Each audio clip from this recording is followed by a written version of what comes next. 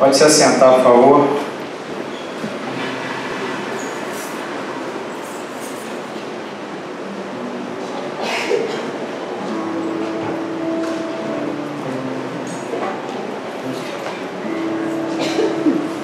Para mim é um motivo de sempre muita apreensão quando eu recebo um convite para estar ministrando a palavra do Senhor. Muita responsabilidade em tempos onde o texto bíblico, a palavra de Deus, a essência parece que perdeu o interesse.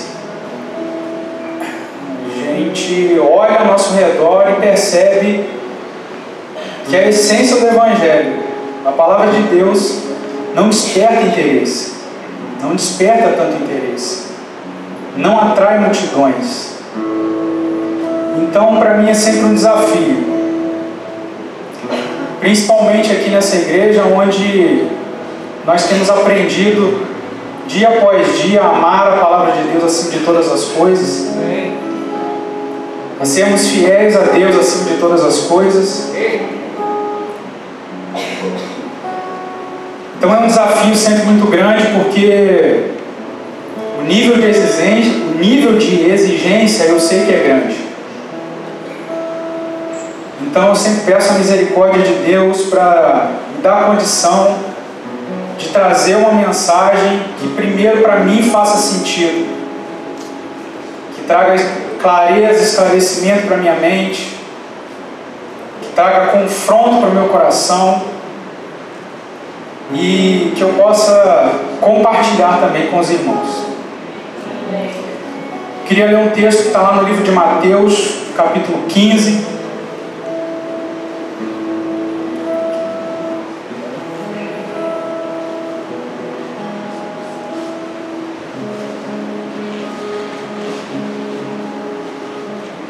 Obrigado.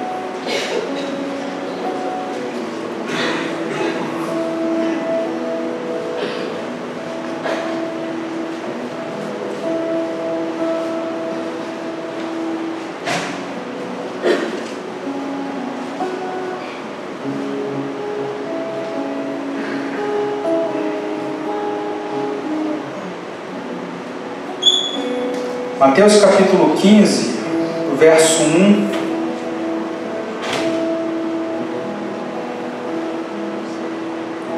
até o 9.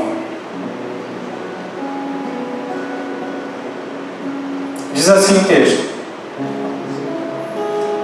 Então alguns fariseus e escribas, vindo de Jerusalém, chegaram a Jesus e lhe perguntaram: Por que os teus discípulos transgridem a tradição dos anciãos, pois não lavam as mãos quando comem?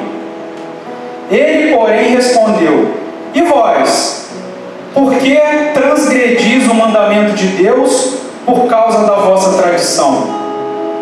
Pois Deus ordenou: honra teu pai e tua mãe, e quem amaldiçoar seu pai ou sua mãe, certamente morrerá.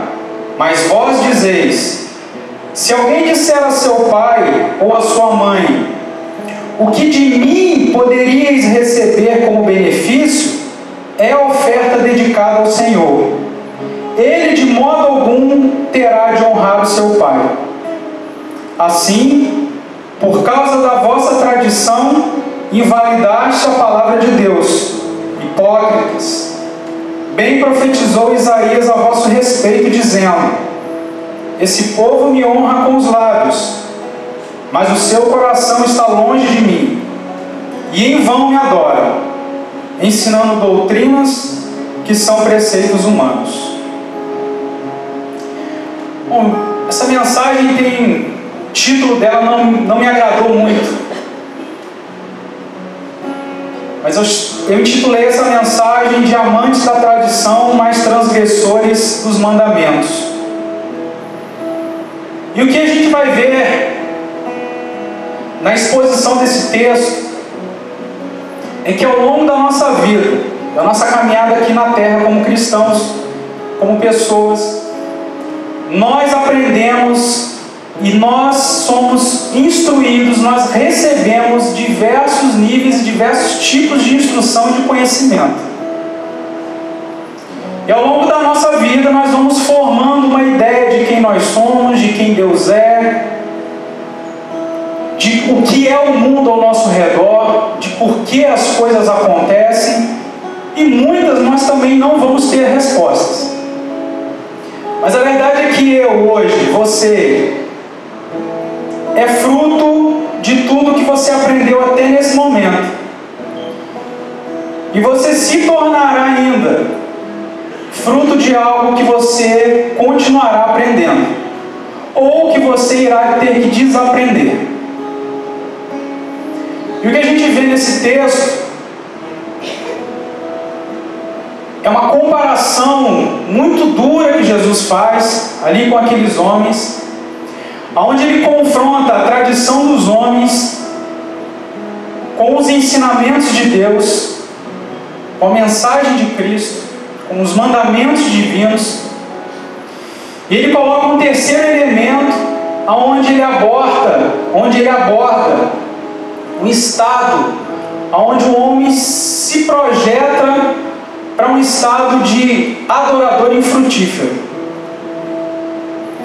Então, essa chamativa, esse texto de Jesus para nós, serve como um alerta para que a gente possa exercitar a nossa consciência, para que a gente possa exercitar os ensinamentos que nós recebemos até hoje e confrontar aquilo que nós hoje entendemos como cristianismo, entendemos como principalmente mandamentos de Deus, e as nossas atitudes. O que estava acontecendo aqui nesse texto? Para quem aqui não sabe, existiam na época de Jesus um ambiente de perseguição, um ambiente de hostilidade muito grande em relação ao ministério de Jesus. Porque aqueles para quem Jesus veio falar, eles ao longo da história do povo deles, do povo judeu, eles sofreram tanto por causa de desobediência, que lá em Esdras, depois da reconstrução do templo, Esdras foi o primeiro escriba. Escriba era uma profissão muito conceituada, muito bem conceituada, porque não era normal pessoas saberem ler e escrever. E não era normal a produção de textos em larga escala. Então Esdras foi o primeiro escriba. Quem eram os escribas? Escribas eram aqueles técnicos das escrituras. Eram os homens técnicos que sabiam, eles escreviam tanto os textos bíblicos a ponto de memorizá-los. Então eles eram aqueles homens que tecnicamente conheciam as leis de Moisés. Eles conheciam os profetas, eles conheciam os salmos, e muitos deles sabiam de cabeça. E ao longo da história surgiram vários outros movimentos religiosos. Surgiram os fariseus, que eram um partido político. E nessa época de Jesus, esses homens, eles representavam líderes da religião judaica, que foi da onde Jesus saiu. Foi para quem Jesus veio anunciar as boas novas, primeiro aos judeus. E esses homens, eles viviam fiscalizando a religião. Eles viviam observando o que se desenvolvia, o que se falava, o que se pregava, o que se conversava a respeito da religião.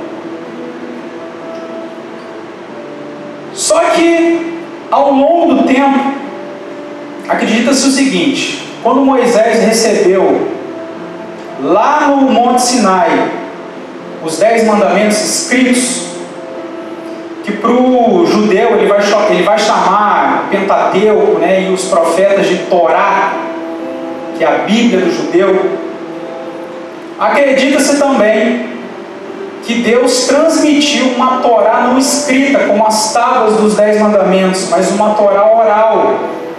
E essa Torá, essa expressão verbal que Deus transmitiu para Moisés, tinha o objetivo, segundo a tradição, de orientar ou explicar para Moisés como ele deveria cumprir o que estava escrito na Torá. E ao longo do tempo, essa tradição oral, aquilo que supostamente Moisés recebeu, ouvindo de Deus, foi sendo transmitido de geração em geração de maneira oral, até que se começaram a criar registros, se escrever. E aí eles formaram uma enciclopédia chamada de Talmud,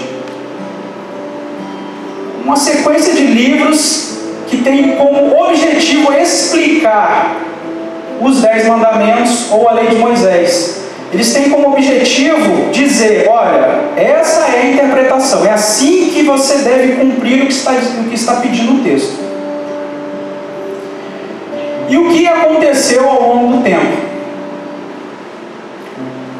Quando a Bíblia chama de tradição, ela está falando exatamente do Talmud. Essa enciclopédia judaica que tinha como objetivo explicar como que os judeus deveriam seguir a Torá escrita. Só que ao longo do tempo, a tradição, ela se tornou tão forte, tão forte, tão forte, tão forte, tão importante, que ela se tornou mais relevante do que a própria Escritura.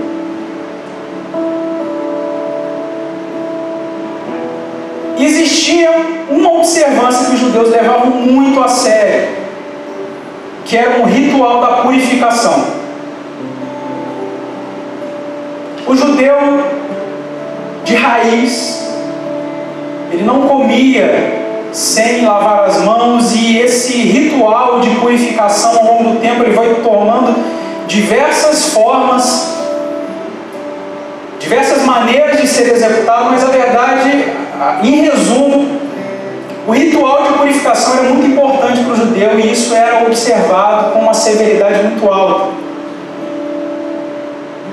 Acredita-se, segundo alguns registros, de que tem autores, né? Eu não sei precisar agora se eram autores que comentavam sobre o Talmud, mas dizendo que parece que tem declarações dizendo que aquele que não lavasse, o judeu que não observasse esse ritual de lavar as mãos, ele não seria digno de chegar no céu diante de Deus. Olha como a tradição, um ensinamento humano, ele se tornou tão forte, tão forte. E é curioso como é que Jesus, ele observa e ele aponta esse erro de cálculo em o que eles deveriam se importar e dar mais importância. O que aconteceu é que esses escribas e fariseus, o ministério de Jesus começou a ficar muito divulgado, ele começou a crescer muito, e começou a se falar. Jesus pregava no templo, na sinagoga. Então aquilo começou a incomodar muitos líderes. E nesse texto aqui, Jesus tinha subido para Cafarnaum. Veio uma comitiva lá de Jerusalém, saíram de Jerusalém e foram até Cafarnaum para poder... Peraí, vamos observar o que é que está acontecendo. Então, mas estão falando tantas coisas, vamos ver quem é esse Jesus. A ideia era essa. A ideia era observar os ensinamentos, observar os discípulos, observar o comportamento. E quando eles chegam, eles se dão de cara com o que para eles seria o de mais pavoroso: um judeu comendo sem lavar as mãos. E aquilo choca tanto a eles, e eles olham para aquela oportunidade como... olham para aquele episódio como uma oportunidade de colocar Jesus na parede. E aí eles perguntam: Jesus, por que os teus discípulos transgridem a tradição dos anciãos, comendo sem lavar as mãos. É assim que o texto diz. Porque os teus discípulos transgridem a tradição dos anciãos, comendo sem lavar as mãos. Aí Jesus para, fica tentando imaginar a cena, Jesus parando, olhando para aqueles homens, sabendo tudo que estava no coração dele, toda a história, a intenção de transmitir os mandamentos de Deus, e como que a cultura judaica tinha feito com que a própria palavra de Deus tivesse menos, a palavra de Deus tivesse menos peso do que a palavra do homem. Jesus olha para eles e fala assim: e vós, que por causa da tradição dos anciãos transgridem os mandamentos de Deus? Aí eu fico imaginando a cara de espanto daqueles homens, olhando para Jesus e... Mas como assim nós, que somos tão zelosos e observadores da tradição, nós transgredimos os mandamentos? E aí ele dá um exemplo. Ele vai lá em Moisés e fala, lá em Moisés diz o seguinte, que o homem que desonrar seu pai ou sua mãe é digno de morte. E o que vocês fazem? Vocês fazem o seguinte: quando um cidadão tem algo, dinheiro, para poder oferecer ao templo, tem algo para oferecer ao templo, e ele não cuida dos pais, mas oferece isso para vocês, o que vocês dizem para ele? Está desobrigado. Essa atuação lhe desobrigou de honrar os seus pais. E aí, o que Jesus diz?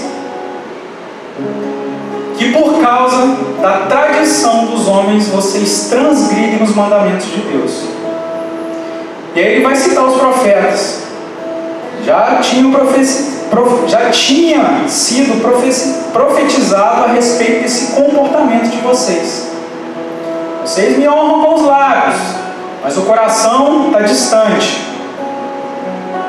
Em vão vocês me adoram, ensinando preceitos que são preceitos de homens. Então essa é o ambiente, essa é a história, esse é o cenário que estava acontecendo ali. Um grupo de homens confrontando Jesus sobre a tradição humana, a tradição dos homens, e Jesus confrontando eles sobre os mandamentos de Deus e colocando eles em xeque entre, bom, vocês precisam decidir entre observar a tradição dos anciãos ou observar os mandamentos de Deus. Porque quando vocês observam, em primeiro lugar, a tradição dos anciãos, e dando base com essa tradição para quebrar os mandamentos de Deus, vocês se tornam adoradores infrutíferos. Porque a boca fala, mas o coração está distante. Porque aquilo que vocês dizem tem valor para os homens, mas não tem valor para mim.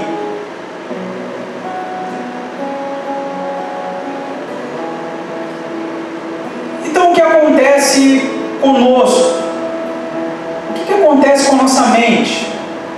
Por que nós seguimos esses passos? Por que a gente às vezes dá tanta importância para mandamentos que são mandamentos às vezes de homens, e a gente, em detrimento aos mandamentos de Deus, nós demos mais ênfase aos mandamentos humanos?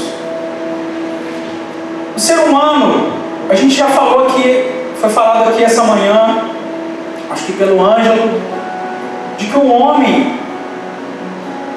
ele tem em si uma dificuldade natural de cumprir a vontade de Deus. Por quê? Por causa do pecado. Lá no Éden, o vacilo que o homem deu comprometeu toda a humanidade depois de Adão. E todo homem que nasce, ele nasce com essa dificuldade natural. E essa dificuldade natural, ela permanece em nós até que um dia nós ganhemos, né, um corpo glorificado como o de Jesus. Até lá, essa dificuldade ela permanece em nós. E qual é essa dificuldade? É a dificuldade de fazer a vontade de Deus. É a dificuldade de confrontar os nossos desejos em relação à vontade de Deus. E a gente vê isso muito claramente nesse texto. A vontade e o desejo do homem sendo exaltado de maneira exagerada, aonde os mandamentos de Deus ficam em segundo plano.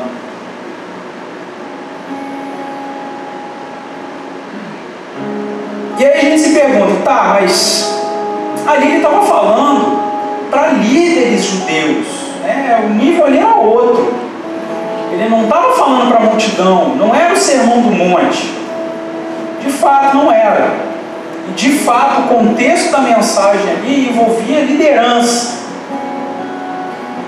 Mas se a gente trouxer para as nossas vidas, para o nosso dia a dia, se a gente não tomar cuidado, se a gente observar muito bem, a gente pode perceber traços em nós, atitudes em nós, comportamentos em nós, aprendizados em nós, que nos levam a cometer esses atos. Todos os dias. Só que o grande problema que acontecia ali naquele contexto é que aqueles líderes, né, eles faziam e eles continuaram fazendo aquilo de maneira constante e sistemática. Então qual que é o cuidado que nós precisamos ter? O cuidado que nós precisamos ter é de não desenvolver essa consciência sistemática de colocar a vontade e o conhecimento humano à frente dos mandamentos de Deus. Isso é para o cristão. Estou falando aqui uma mensagem para a igreja de Cristo. Então a igreja de Cristo, aquele que se declara cristão, ele precisa ter essa consciência, essa sensibilidade de desenvolver essa mente que é fiscalizada dia após dia, para entender dentro dele se aquele conhecimento, aquele aprendizado que ele adquiriu ao longo da vida, se as atitudes que ele está tendo com base nesse conhecimento que ele adquiriu, eles são fruto de mero conhecimento humano ou se de fato é fruto dos mandamentos de Deus. Você quer ver como é que é fácil a gente desenvolver essa consciência, principalmente quem começa a fazer seminário, né? E aí, falando para os metidos ateólogos de plantão, você começa a estudar tanto a respeito da Bíblia, você começa a ver tanta literatura, tanto livro falando a respeito da Bíblia, que se você não tomar cuidado, você passou 10 anos e nem lembra que a Bíblia existe. Você está lendo uma enciclopédia, você virou uma enciclopédia ambulante, você sabe falar muito a respeito das Escrituras, mas o seu relacionamento com as Escrituras começa a ficar raquítico. Eu não estou dizendo aqui, eu não estou fazendo apologia, e quem anda comigo aqui me conhece melhor sabe que eu tenho essa tendência a exagerar às vezes de querer buscar mais conhecimento sobre as Escrituras do que dentro da própria Escritura. Então essa consciência, esse comportamento, ele foi desenvolvido pelos judeus ao longo do tempo. O Talmud, essa enciclopédia que falava a respeito dos mandamentos, tornou uma proporção tão grande que os mandamentos ficaram esquecidos. Então o primeiro cuidado que a gente precisa ter, a gente precisa sim, é importante sim, porque a Bíblia é um livro, conjunto de livros, né? Na verdade Bíblia significa conjunto de livros, são 66, não é isso, pastor? São 66 livros que foram escritos por mais de 3.500 anos, mais de 30 autores, 40, são aproximadamente acho que 40 autores, que viveram em épocas diferentes, momentos diferentes, locais diferentes, cultura diferente, língua diferente, idioma diferente. Aí como que nós hoje, depois da Bíblia compilada, 1500 anos depois, 500 anos depois, praticamente, 500 anos de distância, gente, já é assim, sem precedentes da gente conseguir mensurar. Eu não vou dizer nem 500 anos de distância, eu vou dizer assim, daqui para o Nordeste. Quem é do Nordeste, se tiver alguém do Nordeste que talvez entenda o que eu vou falar. Se a gente sair daqui e vai lá para o Nordeste, dependendo do assunto que você estiver conversando, você não vai entender o que as pessoas estão falando. Porque te falta conhecimento regional. Agora vamos tentar transpor isso para as Escrituras. 66 livros, 40 autores, 3.500 anos de espaço, mais as traduções. Então a gente precisa sim ter apoio literário para poder entender muitos textos, muitas coisas. Só que esse material de apoio, ele é um material de apoio. Ele não é a razão de estarmos estudando. Então esse é o primeiro ponto. Nós precisamos, em primeiro lugar, o texto sagrado. Ele em primeiro lugar. Tudo tem que partir do texto sagrado. As nossas reflexões, as nossas atitudes, a nossa consciência, o nosso pensar, o nosso agir, ele tem que partir do texto sagrado. E nunca para o texto sagrado. Não pode sair da nossa mente para o texto sagrado, mas tem que sair do texto sagrado para a nossa mente. E aí eu separei alguns exemplos aqui que foram me vindo à mente de ocasiões do nosso dia a dia aonde a gente, por conta da tradição baseada nas Escrituras, nós colocamos o mandamento de Deus em detrimento do ensinamento. E às vezes, exercitando essa consciência dia após dia de maneira sistemática, a gente pode chegar a um estado de um adorador infrutífero. Aquele que está numa condição, sabe, que acha que está fazendo, que acha que está abafando, mas não está. A ideia do adorar em vão que Jesus estava colocando ali, é falar assim, olha, o que vocês estão fazendo em nada é a mesma coisa. Na verdade, vocês poderiam estar curtindo o mar da Galileia, porque seria mais proveitoso ir para a praia. Então a primeira delas. A segunda: filhos que desonram aos pais e pais que irritam os filhos. Isso não é culto da família. Mas isso foi uma crise na minha consciência hoje. Porque naturalmente, depois de casado, os exemplos que você vai mais usar é exemplo de casal. Depois que você tem filho, inclui os filhos também. E aí eu fiquei nessa crise, falei assim, mas hoje não é culto da família. Eu falei assim, olha, mas você está falando de tradição humana versus mandamentos de Deus, aí você está querendo que uma palavra que teoricamente vai para a família só possa ser ministrada no culto da família, é isso mesmo que você está me dizendo? Eu falei, é com essa crise aí que eu estou. Então, desencana. Fala. Que diz Êxodo 20:12 que foi o motivo do confronto de Jesus. Honra teu pai e tua mãe, para que tenhas vida longa na terra que o Senhor te deu, que te dá. Isso está lá em Êxodo 20:12. Só que lá em Efésios, o texto vai dar orientação aos pais e dizer, vós pais, não provoqueis a ira dos vossos filhos, mas criai-os na disciplina e na instrução do Senhor.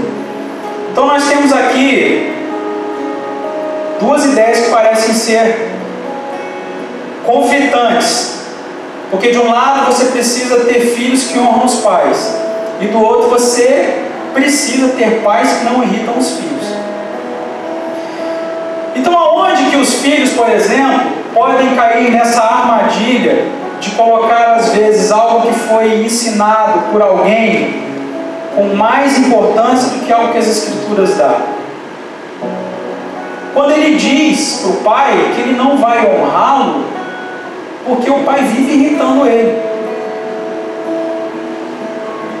Só que se ele pode ter ouvido da boca de alguém, ele pode ter ouvido da boca dos amigos, porque nós fazemos isso isso com muita frequência. A gente pega um texto, a gente se apropria desse texto, sem ter ideia da relação desse texto com toda a Escritura. Então, por exemplo, um filho de posse desse texto, onde diz que os pais não devem irritar os filhos, e eu estou te falando porque depois que eu descobri esse texto, eu esqueci de honrar os pais, honra o pai e a mãe. Os filhos podem começar a usar essa ideia de um pai que não pode irritar os filhos como pretexto, suporte para que ele não cumpra a parte dele de honrar os pais. E aí isso pode acontecer principalmente quando um garoto, uma família não cristã, o garoto se converte. E aí ele pode começar a receber uma orientação meia atravessada de que agora ele tem que estar na igreja, que agora ele se converteu, ele é crente. Então, dependendo se o pai dele ou não gosta, se o pai dele ou não concorda, ele precisa agora fazer frente e resposta ao chamado do evangelho que ele recebeu. Só que a gente percebe o seguinte: a gente não pode fazer uma coisa em detrimento e esquecer a outra. Eu não posso me apropriar de um texto e desconsiderar os demais. Em que condição que esse jovem ou essa jovem pode chegar? Ministro de louvor, se converteu, está pregando, está indo às nações, mas esqueceu dos pais. Entrou numa postura de que a minha família agora, o diabo opera nela de maneira tremenda, forte, de que eu não consigo mais, eu não posso mais conviver com essa família, porque agora eu sou crente, agora Jesus mora em mim e o demônio mora neles. E aí percebe o seguinte, que se esse cidadão desenvolve essa consciência de maneira sistemática ao longo de muito tempo, ele pode chegar no estágio de um adorador infrutífero. Aquele que, por causa de uma orientação não completa, ele pode justificar a posição dele com os atos que ele está realizando, como acontecia lá com os fariseus. Não, olha, então se você pegar isso que você tem aí, trouxer para a gente, você fica livre de honrar os seus pais. Essa foi a acusação de Jesus. Então nós precisamos todos os dias estar observando a nossa consciência para entender em Deus se aquilo que nós estamos exercitando e fazendo está condizente com toda a Escritura. Um outro exemplo: maridos amáveis e esposas sábias. Esse seria o top, né? Nirvana, uau! Uma casa onde nós temos maridos que amam e esposas que são sábias. Só que eu já vi, gente, eu ouço com muita frequência, principalmente por não cristãos, adoram se apropriar desse texto, onde diz, Efésios 5:22, mulheres, cada uma de vós seja submissa ao marido, assim como ao Senhor. E aí o cabra se apropria desse texto e acha que a mulher virou propriedade dele. E ele vira o rei da cocada preta. Eu não sei se eu posso falar. Posso falar? A cocada preta eu posso. Falei cocada, não falei gente, então posso. Ainda mais que está gravando.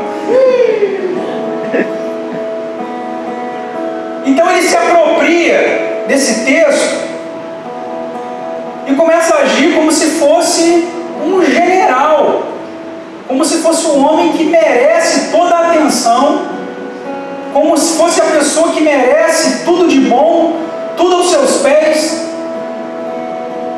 E aí ele vem para a igreja, e às vezes ele é um diácono, Às vezes ele dá aula na escola dominical, às vezes ele está pregando. Só que Efésios 5:25 vai dar uma porretada nesse cara. Mão para baixo, né? Martelo do Thor na cabeça. Quando ele diz: maridos, cada um de vós ame a sua mulher. Até aí, tudo bem. Nos dias do namorado a gente cumpre isso com a maior facilidade. O problema é que vem depois da vírgula. Assim como Cristo amou a igreja e a si mesmo se entregou por ela. Gente, o nível desse amor, eu estou com uma dificuldade, você não faz ideia com isso até hoje, porque o nível desse amor é muito alto, o padrão é muito elevado, porque compara simplesmente o amor do homem com a maior expressão de amor que existe na humanidade. Já pararam para pensar nisso? O amor de Cristo pela igreja é a maior expressão de amor que existe na humanidade, no universo. Porque o amor que envolve o doar para alguém que não merece, para alguém que não tem condição de responder, sem saber e sem perguntar. E aí é onde nós homens caímos, às vezes, nesse estado de um adorador infrutífero. Quando a gente aprende de que o homem é o cara que manda em casa, o cara que dá as rédeas, o cara que pulso firme. E aí às vezes governa a casa dele como se fosse um estábulo, tratando as pessoas como se fossem animais. E aí ele vem para a igreja, aí ele ora, dá dízimo, trabalha no evangelismo, é uma benção, mas é infrutífero aos olhos de Deus. Porque as suas atitudes às vezes justificam ele descumprir os mandamentos. Por quê? Porque ele é um homem extremamente bom, extremamente ativo.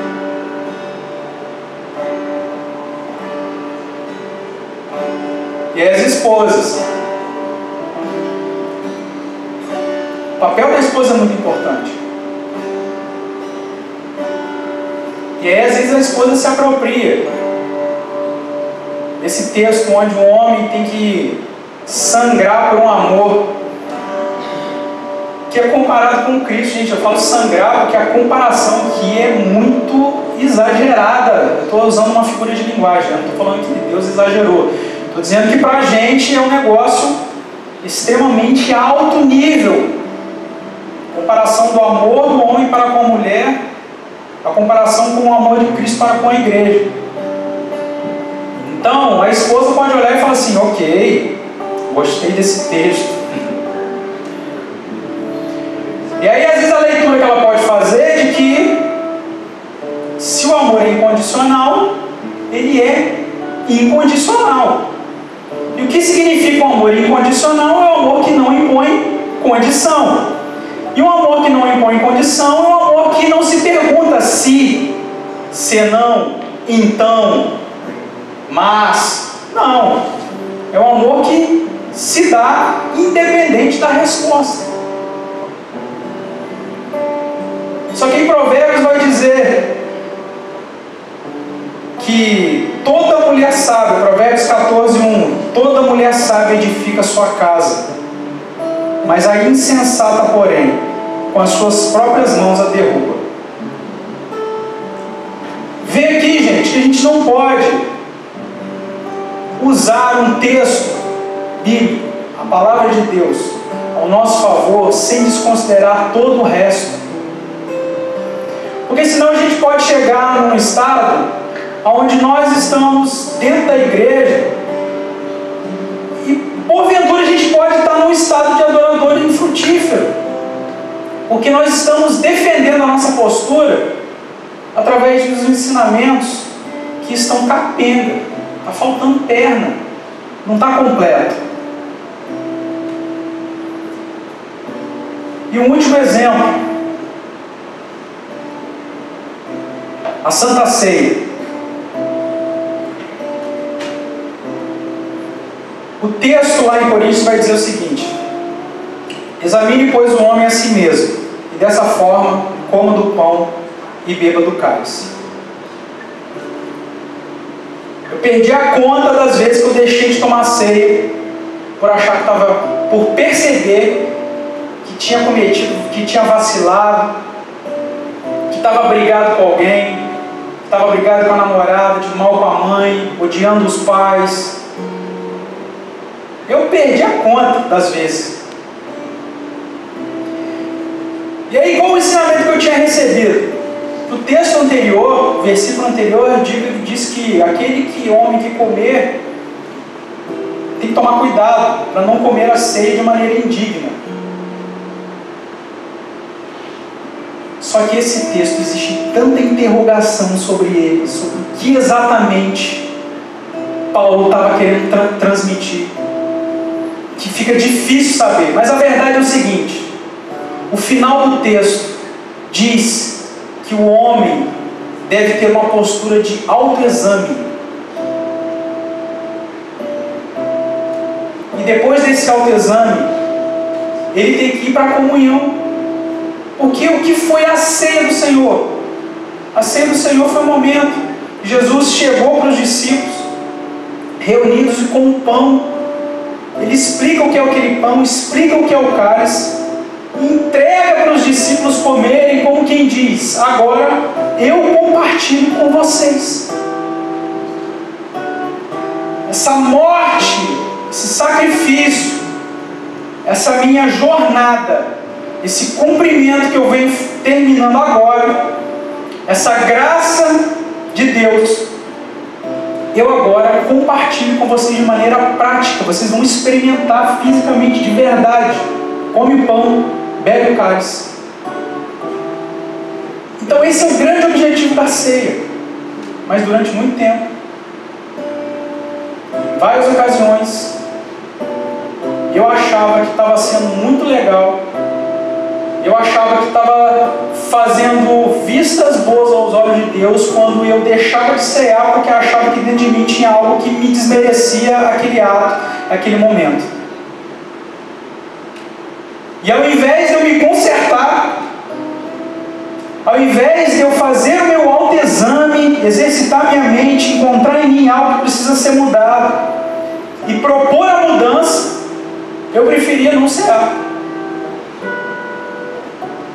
E achava que aquilo era um ato que estava justificado com a própria palavra de Deus, onde não, olha só, não vou cear, porque eu não vou cometer nenhuma impureza diante de Deus, eu não vou me tornar indigno diante de Deus, tomando a ceia, não estando em condições. Durante muitas vezes, aquele momento se tornou para mim um ato de adoração infrutífero, sem sentido, sem efeito.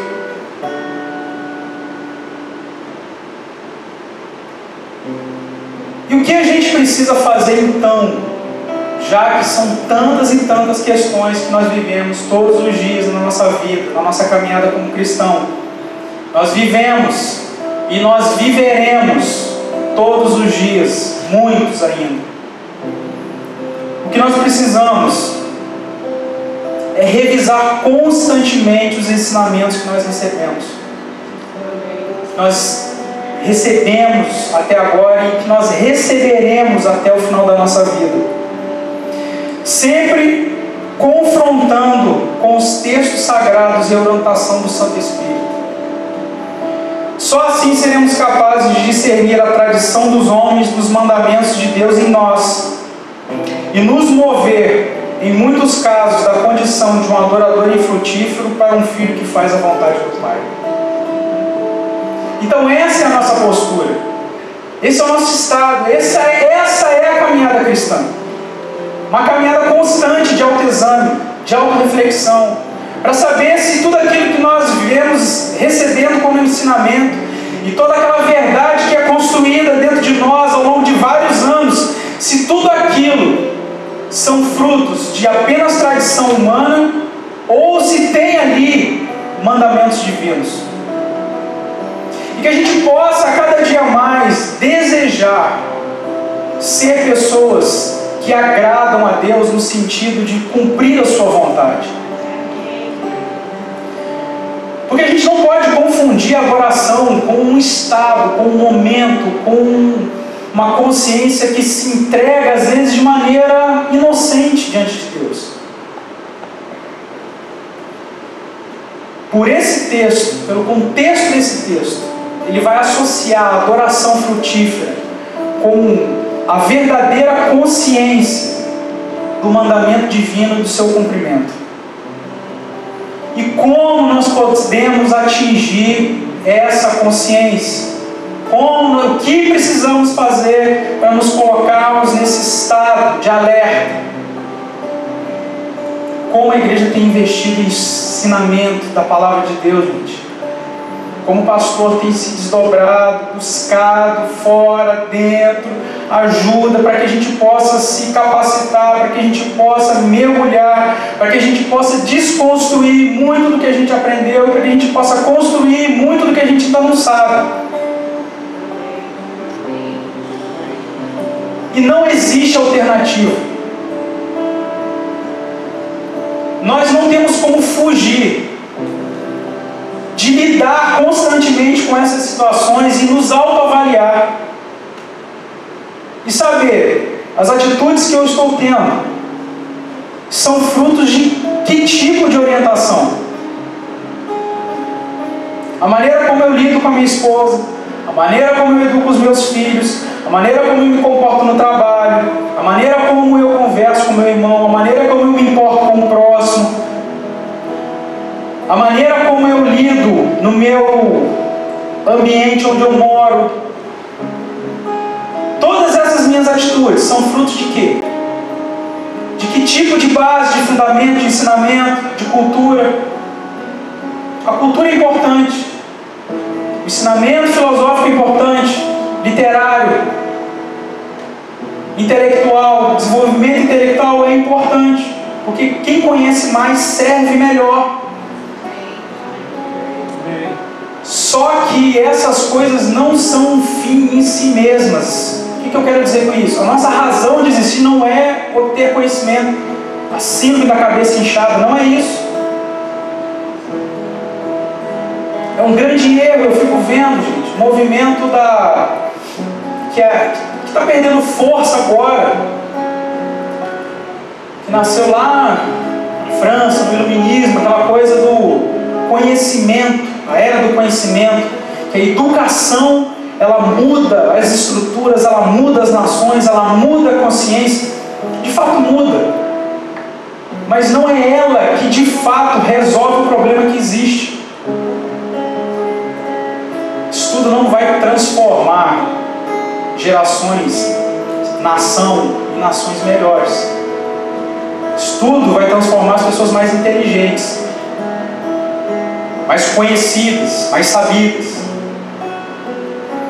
Mas esses ensinamentos, essas tradições que nós recebemos, são tradições humanas, quando elas se sobrepõem e criam mais força aos mandamentos divinos.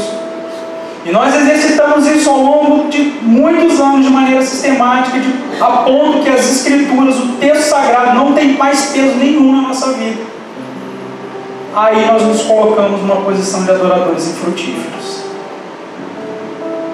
E é isso que Jesus denunciou ali. E o que fica para nós é que nós precisamos exercitar essa consciência, porque todos nós estamos, não reféns, mas está diante de nós cair num estado desse. Todos nós, por quê? Porque todos nós somos descendentes de Adão. Então todos nós temos essa dificuldade. Assim como diz Paulo, bem disse, tem negócio em mim que não me deixa fazer aquilo que eu quero fazer. esse negócio chama defeito de fabricação gerado lá no Éden. Nosso motor precisa de um recall. Esse recall chama a mensagem da cruz.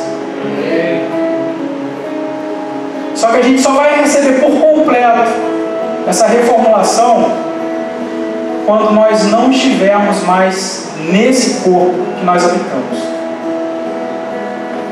Dia após dia, nós precisamos exercitar a nossa consciência e confrontar os nossos ensinamentos, e confrontar a nossa consciência, e confrontar os estudos, e confrontar a cultura, e confrontar tudo aquilo que nós aprendemos, e tudo aquilo que o mundo ao redor diz, com os textos sagrados.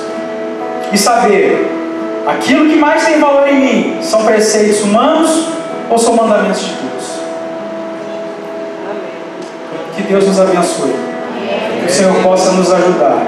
Que dia após dia nós venhamos buscar a cada dia mais esse exercício de autoavaliação para saber se o que tem mais força dentro de nós são tradições humanas ou mandamentos divinos.